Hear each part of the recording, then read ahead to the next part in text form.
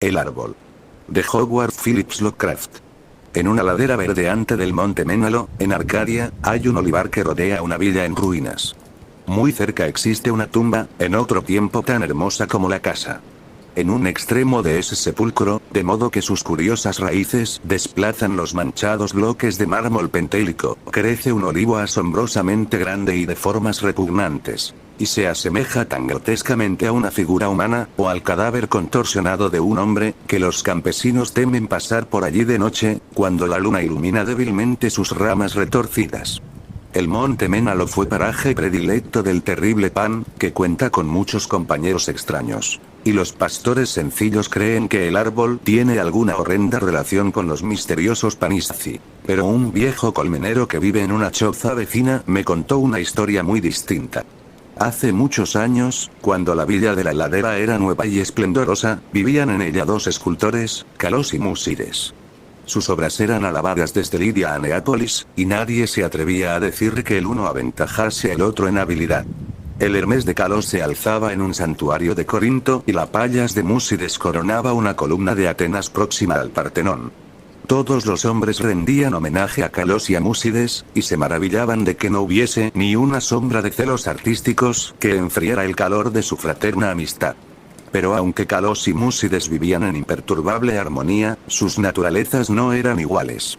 Mientras Músides disfrutaba por la noche, entregándose a las diversiones urbanas de Tegea, Calos prefería quedarse en casa. Entonces salía furtivamente, a escondidas de sus esclavos, y acudía al frío retiro del olivar. Allí meditaba las visiones que llenaban su mente, y allí concebía las hermosas formas que luego inmortalizaba trasladándolas al mármol. Los ociosos decían que Calos conversaba con los espíritus del olivar, y que sus estatuas no eran sino imágenes de los faunos y las dríadas que él veía allí. Ya que nunca copiaba sus obras de ningún modelo vivo. Tan famosos eran Calos y Músides, que a nadie extrañó que el tirano de Siracusa les enviara emisarios para hablar de la costosa estatua de Tiché que había proyectado erigir en su ciudad. De enorme tamaño e ingenio debía ser esta obra, pues quería que fuese una maravilla para las naciones y una meta para los viajeros. Aquel cuya obra resultara elegida sería exaltado más allá de cuanto cabe imaginar. Honor para el que Calos y Músides fueron invitados a competir. Su amor fraternal era bien conocido, y el astuto tirano supuso que cada uno, en vez de ocultar su obra al otro, le ofrecería ayuda y consejo, que este entendimiento produciría dos imágenes de inusitada belleza, y que aquella que destacase eclipsaría incluso los sueños de los poetas. Con alegría aceptaron los escultores la oferta del tirano, y durante los días siguientes sus esclavos oyeron el incesante golpear de los cinceles. Calos y Músides no se ocultaban sus obras, pero solo ellos las veían. Salvo los suyos, ningún par de ojos contemplaba las dos divinas figuras que los hábiles golpes liberaban de los toscos bloques que las habían tenido aprisionadas desde los orígenes del mundo. Por las noches, como siempre, Músides acudía a divertirse a los salones de Tegea, mientras Calos vagaba a solas por el olivar. Pero a medida que transcurría el tiempo, los hombres observaban que le faltaba alegría al en otro tiempo chispeante Músides.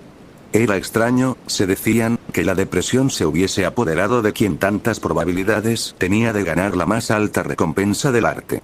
Transcurrieron muchos meses. Sin embargo, el rostro afligido de Músides no reflejaba otra cosa que la tensa expectación que la empresa despertaba.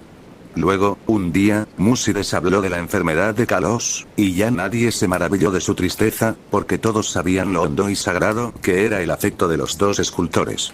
Así que muchos fueron a visitar a Calos, y pudieron comprender la palidez de su rostro. Pero también vieron en él una feliz serenidad, que hacía su mirada más mágica que la mirada de Músides, el cual, devorado por esta ansiedad, apartaba a todos los esclavos en sus ansias por alimentar y cuidar al amigo con sus manos.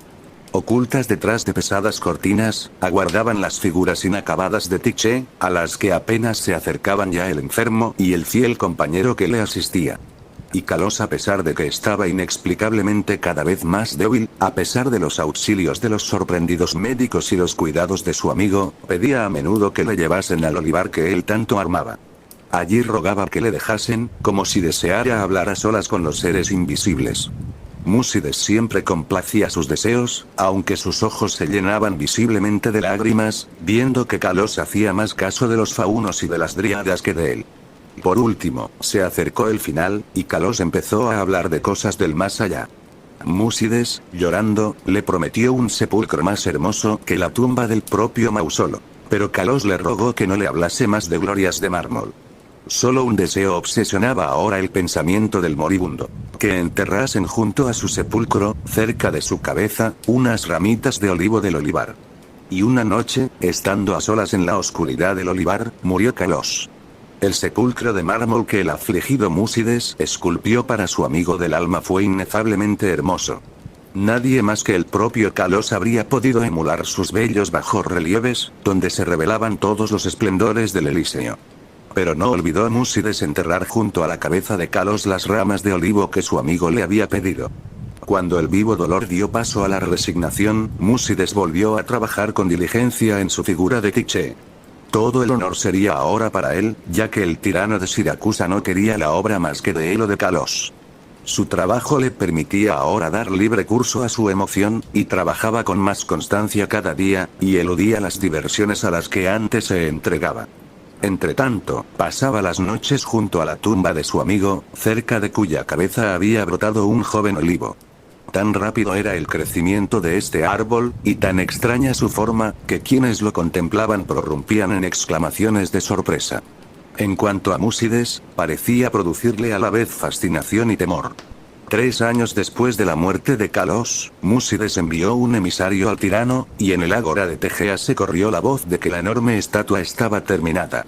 A la sazón, el árbol que había crecido junto a la tumba había adquirido unas proporciones asombrosas, superiores a todos los árboles de su especie, y extendía una rama corpulenta por encima del recinto donde Múcides trabajaba.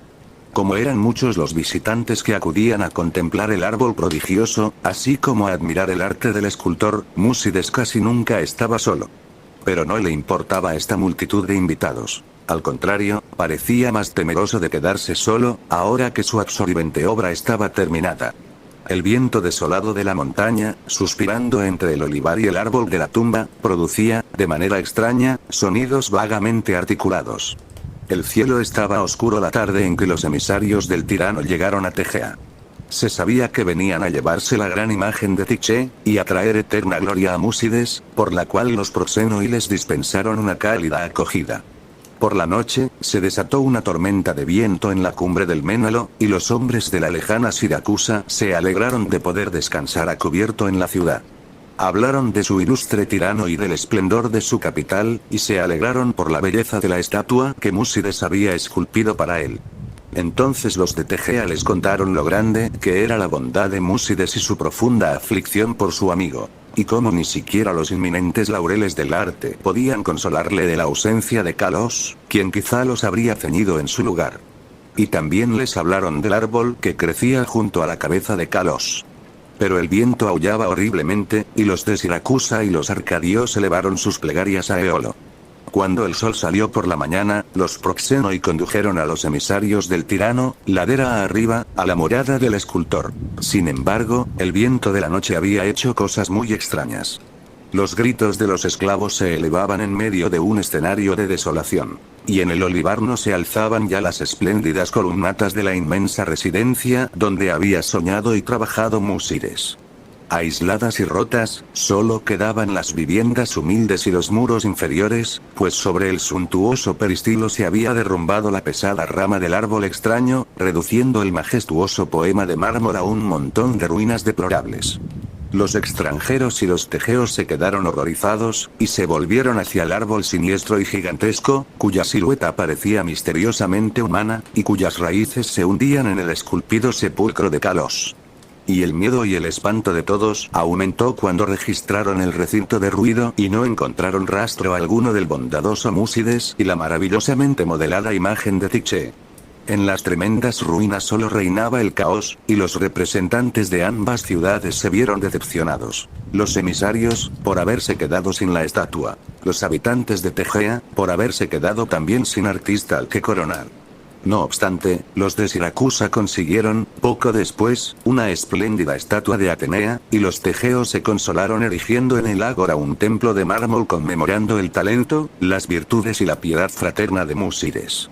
Pero aún sigue allí el olivar, así como el árbol que crece en la tumba de Calos. El viejo colmenero me ha contado que a veces sus ramas susurran, cuando sopla el viento por la noche, y repiten una y otra vez: oída. Oída.